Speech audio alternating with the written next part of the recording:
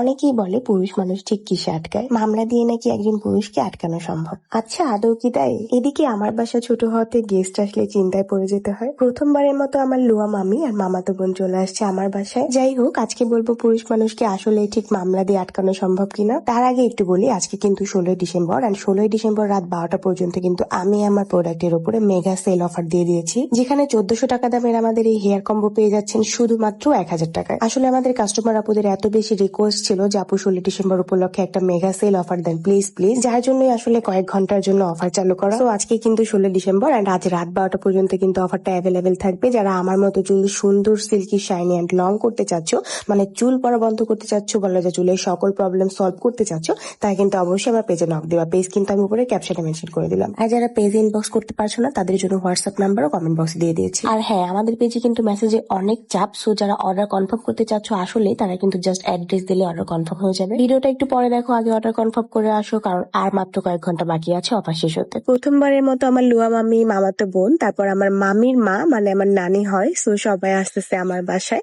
যার জন্য আসলে রুমটা অনেক সুন্দরভাবে ক্লিন করে পরিষ্কার করে ফেলি। অন্য দিনগুলোর থেকে আজকে আমার রুমটা দেখতে একটু বেশি সুন্দর লাগতেছে। এন্ড আমি হচ্ছে এই কম্পিউটার সেট গুলা কিন্তু কালার সব ফেসবুক পেজ থেকে নিয়ে নিই, যেটা আমি ক্যাপশনে মেনশন করে দিব। যাই হোক, সকাল সকাল উঠে রুম টুকু গোছানো শেষ করে দেন একটা মামলার কাজে চলে যাই হচ্ছে ব্রাহ্মণবাড়িয়া কোর্টে। পুরুষ তুমি নারী সৌন্দর্যে আটকাবা না, টাকা পয়সা গাড়ি বাড়ি কিছুতেই আটকাবা না, তোমাকে তো এবার মামলা দিয়ে আটকাবো। যাই হোক, অনেকে হয়তো বা এটা ভাবে যে মামলা দিয়ে নাকি পুরুষ আটকানো সম্ভব। আসলে সম্পর্কের মধ্যে মায়া মহব্বত না থাকলে সেই সম্পর্ক কখনো টিকে থাকা মানে টিকিয়ে রাখা সম্ভব না। একটা সম্পর্ক টিকিয়ে রাখার জন্য মায়া মহব্বত এন্ড সম্পর্কের গুরুত্ব দিতে হয়। যাই হোক, সকাল সকাল একটা কাজে চলে আসছিলাম ব্রাহ্মণবাড়িয়া জজ কোর্টে, এন্ড ওখানে আমরা এসে ব্রেকফাস্টটা করে নেই, দেন ছোটখাটো টুকিটাকি কাজগুলা শেষ করছিলাম। এরপরে ব্রাহ্মণবাড়ি আরো একটা জায়গায় আমাদের কাজ ছিল, সেখানকার কাজগুলোও শেষ করি সবাই মিলে। আমাদের সাথে হচ্ছে আমার খালা শ্বশুরের ছেলে মানে আমার হাজবেন্ডের খালাতো ভাই, ওরাও আসছিল,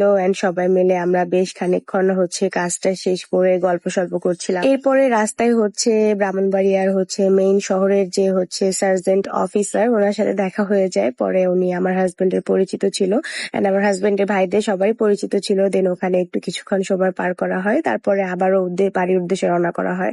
যেহেতু আজকে আমার মামিরা বাসায় আসবে, যার জন্য একটু তাড়াহুড়ো করা হচ্ছিল, কারণ বাসায় এসে আবার রান্না বাড়া সবকিছু প্রিপারেশন নিতে হবে। কথায় আছে না, যেখানে বাঘের ভয় সেখানে নাকি সন্ধ্যা হয়। তো যাই হোক, যেহেতু তাড়াহুড়ো করতেছিলাম সেহেতু হচ্ছে রাস্তায় আবার আমার হচ্ছে খালা শ্বশুরের ছেলেদের বাইক নষ্ট হয়ে যায়, এন্ড বাইক আবার চাকা টাকা ঠিক করা হয়। দেন ওখানে আরো কিছু সময় পার হয়ে যায়, আবার আস্তে আস্তে বাসায় একটু লেটই হয়ে যায়। এরপরে বাসায় এসে তাড়াহুড়ো করে রান্না বাড়া প্রিপারেশন নিতে হচ্ছে। এই বাটি সেট গুলা আমি বানসারামপুর থেকে নিয়েছিলাম, বেশ সুন্দর ছিল, পরে ভাবলাম যে নিয়েই নেই। আর রেগুলার ইউজ করার জন্য, আসলে রেগুলার ইউজের জন্য আমার মানে এরকম সিরামিকের বাটি লাগে, মানে সিরামিকের সেট লাগে, এমনিতে অন্য কোনো ইয়াতে খাইতে আমার ভালো লাগে না। পরে এদিকে মইন রান্না করছিল চিংড়ি মাছ ভুনা, গরু মাংস, আরো অনেক কিছু আইটেম ছিল। আচ্ছা, কি কি আইটেম ছিল জানি? মাছের ডাল ছিল, আপনাদের ব্রাহ্মণবাড়িয়া বানসারামপুরের স্পেশাল যে মাছের ডালটা রান্না করে, মানে হচ্ছে মাছ দিয়ে বা মাংস দিয়ে, যে ডালটা আসলে সত্যি আমার কাছে অনেক বেশি মজা লাগে। যদিও আমাদের পাবনাতে মাছের ডাল খুবই কম খাওয়া হয়, মসুর ডালটা একটু বেশি খাওয়া হয়। আজকের আয়োজনটা একটু বেশি করে করা হয়েছিল, কারণ আমার বাড়িওয়ালা আন্টি হচ্ছে কিছুদিন পরে উমরা করতে যাবে সৌদি আরব, যার জন্য তার জন্য খাবারটা আমি একটু রেডি করে তার বাসায় দিয়ে আসছিলাম। এন্ড কথা বলতে বলতে আমার মামি, মামাতো বোন এন্ড মামির মা মানে আমার নানি চলে আসছে, এন্ড সবার সাথে বসে বসে গল্প সল্প করছিলাম। গরম গরম খাবার খেতে অনেক বেশি মজা লাগে, তাই মামিদেরকে বলতেছিলাম যে মামি চলেন তাড়াতাড়ি, গরম গরম মাত্র রান্না হয়েছে, এন্ড সবাই মিলে আমরা বসে খাচ্ছিলাম। সবার মামিরা কেমন আমি জানি না, বাট আমার চারটা মামির মধ্যে 3জন মামির সাথে আমাদের সব থেকে বেশি ভালো সম্পর্ক, আর নাম্বার 3টা, ওই 3টা মামি আমাদের ফ্রেন্ডের মতো, একদম ছোটবেলা থেকে তারা আমাদের সাথে ওইভাবে চলাফেরা করে, মানে মনে হয় যে ফ্রেন্ড, এভাবে আমাদের ট্রিট করে। এদিকে আমার বাসায় মাত্র 2টা রুম হওয়াতে মানে গেস্ট আসতে একটু ঝামেলায় পড়ে যেতে হয়, বাট আমাদের বাসা টোটাল 3টা, একটাতে হচ্ছে বিজনেস, একটাতে আমরা থাকি, এন্ড একটা এক্সট্রা, কারণ মেহমান আসলে তখন ওখানে গিয়ে থাকে।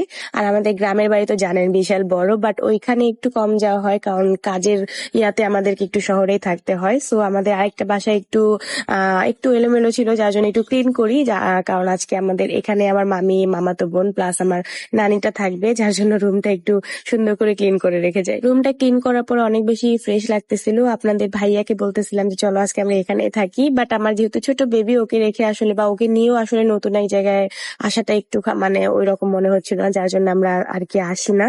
পরে আমার মামাতো বোন, আমার হাজবেন্ড এন্ড আমার ননদের ছেলে আমরা সবাই মিলে বাহিরে একটু যাই, ঘোরাফেরা করি, কেনাকাটা করি এন্ড খাওয়া দাওয়া করি। আর আপনাদের ভাইয়া এদিকে দোকানে আসলে সবার আগে আজানের জন্য চোখ নিয়ে মানে চোখ কেনে, কারণ আজান চোখ খাইতে অনেক বেশি পছন্দ করে। এরপরে আমরা খাওয়া দাওয়া ঘোরাফেরা শেষ করে বাসায় চলে আসি এন্ড বাসায় এসেও নাস্তা করি। আজানের জন্য পপকর্ন নিয়ে আসছিলাম, ও তো খাচ্ছিল আর অনেক বেশি এনজয় করতেছিল।